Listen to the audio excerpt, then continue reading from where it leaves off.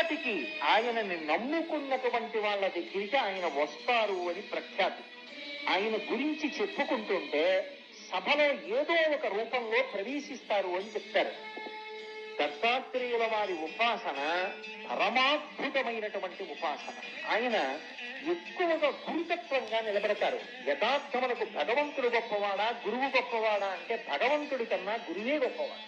ఎందుచేత అంటే గురువు జ్ఞానమిస్తాడు, మళ్ళీ ఇక పుట్టవలసిన అవసరం లేని స్థితికి గురువు పైకెత్తుతాడు. అంటే దాని ఉద్దేశం గురువు కోర్కెలు తీర్చలేడు అని కాదు. కోర్కెల కన్నా చాలా గొప్ప విషయం ఏమిటి అంటే జ్ఞానం ఇవ్వడం. దానికి అడగక్కర్లేదు, సిద్ధంగా ఉంటాడు ఆయన.